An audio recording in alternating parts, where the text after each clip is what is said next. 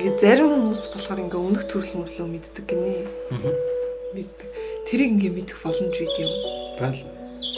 Гэхдээ хамгийн гол нь энийг ингээ өөрөө ингээ мэдмээр байгаа байхгүй. зүү тогтлоороо болохоор мэдүүлэхгүй байсан дээр юм байна гэж тооцсон байгаа байхгүй. Сүнснүүд чинь бүх юм илэрхшээж удирдах байхгүй. Тэгээд урд амьдралуудын ингээд мартуулахгүйгээр мэдлүүлчихээр хүн ингээд нэг урд амьдралуудтайгаа зуралдаад байдаг. Тэнд нөгөө хийсэн сайн зүйлээ санаад үргэлжлүүлэх гээл. Эсвэл тэнд хийсэн муу зүйлээ энд засгаач. Өмнөх юмтайгаа зурлаад байх юм байна. Тэнд нэг өөрийг нь охиросон хүнээс өшөөг авах гэдэг ч гэдэг юм уу. Эсвэл тэнд нэг туссан хүндээ талархлаа илэрхийлэх гээд ингээд энэ амьдралаараа амьдарч амжихгүй нөгөөтхүүдийг үргэлжлүүлсээр байгаа таарчих гээд байдаг. Тэгэхээр юм чинь ингээд шинээр эхлэх нь илүү гоё, илүү сонирхолтой. Учираас шинэ амьдралыг эхлүүлэх, шинэ боломжийг үүсгэх нь арай гоё байсан байна. Дээрээс нь чи бодоол үзтээ. Чи ингээл одоо урд амьдралаа санаж юм шүү дээ. Танай хүүхдүүд чинь байгаа шүү дээ. Ач нарт чинь ингээл чиний найз болсон ингээл үрээд ирж шүү дээ.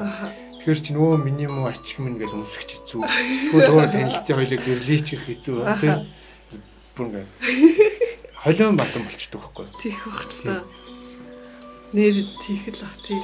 Тийм учраас төр мартуулдаг. Бүр биш шүү дээ. Одоо чи бид нар бие гээгээд оюун санаа болонгууд чинь бүх тэр урд амьдралууд нэгдэнэ. Яг л сүнстэйгээ дээд сүнстэйгээ нэгтчихдэг учраас том сүнстэйгээ нэгтчих. Тэгэл яг л чи жинхэнэ мөн чанараар болох байхгүй. Тэгээд ямар хүмүүс одоо тэрийг санаад идэм байх. Тэр бас боломжтой байдаг байхгүй.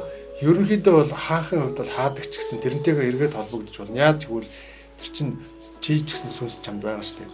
Тэр чинь чи тэр сүнсэн дотор чи мэдээлэл байгаа байхгүй. Жохон хаагдсан л болгоос. Тэрийг нээгээд идэвхжүүлж болно. Өөртөө ажиллаад тасгал хийх юм бол. Бясалгал хийхээр тэр юу гэдэг вэ? Болно шүү дээ. Бас нэг л төрөл шүү дээ. Арга барил. Бясалгал гэдэг чинь төвлөрөл.